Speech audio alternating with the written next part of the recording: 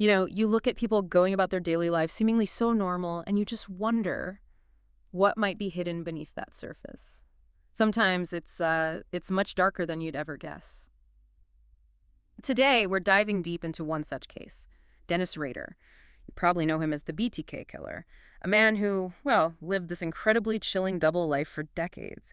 We've got a really comprehensive summary of his life, his crimes, everything as our source material for this.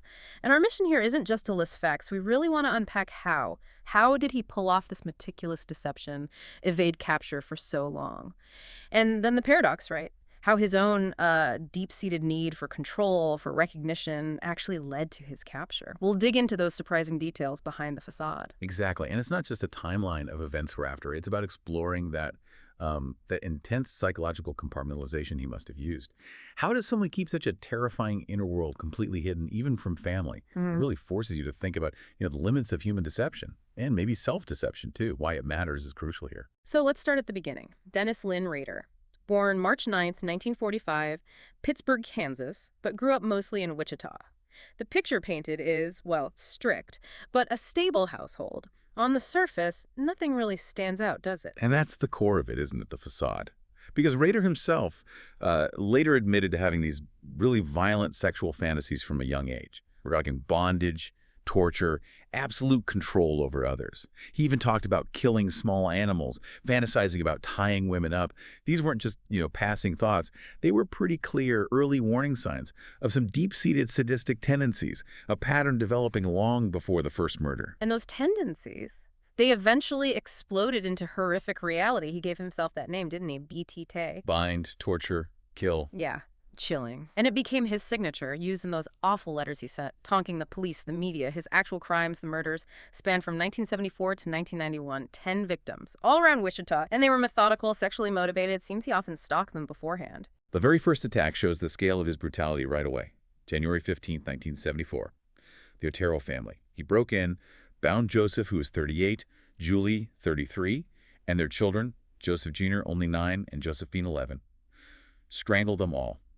He specifically admitted later deriving sexual pleasure from Josephine's murder. I mean, imagine the shock in the community, an entire family right at the outset.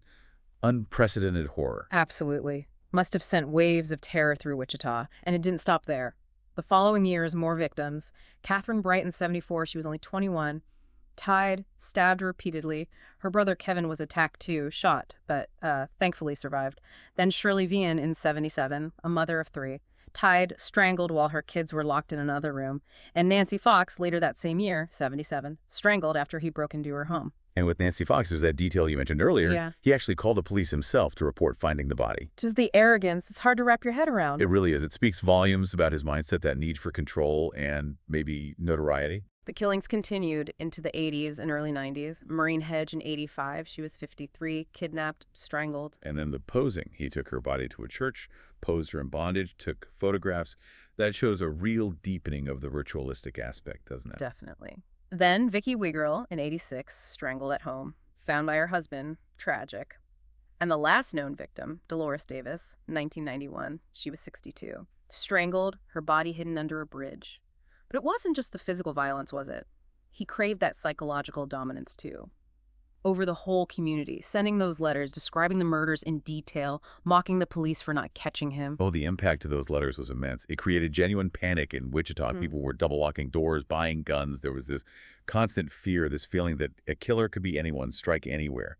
He held the city captive with fear. And then after Dolores Davis in 91, silence. The killings stopped. The letters stopped. For more than a decade, he just vanished. People started to think maybe BTK was dead or gone for good. He just blended back in. Which leads us to that chilling double life. Right. So, publicly, who was he during all this time, and especially during the silent years? He worked as a compliance officer, basically a city code inspector. People described him as, strict, maybe a bit officious, but polite enough. And deeply involved in the community, active in his church, Christ Lutheran Church. He was even the president of the church council at one point. Married 2 kids. Yeah, and his family, his wife, his children, they apparently had absolutely no idea about any of it. Yeah. None. That contrast, that massive gap between the public image, the church leader, the family man, and the private sadism. That's one of the most disturbing parts of this whole story. How do you maintain that? It's incredible compartmentalization. So after more than 10 years of silence, suddenly in 2004, BTK resurfaces. Starts sending things again, letters to the Wichita Eagle newspaper, packages, puzzles, taunting the police again. Why then? What triggered that? It's hard to say for sure, but it likely boils down to ego. That compulsion couldn't stay dormant forever. For someone like Rader, the killing itself wasn't the only gratification. He needed the attention, the fear he caused, that feeling of outsmarting everyone. Maybe after a decade, he felt untouchable, invincible, felt the need to remind everyone he was still out there, still in control.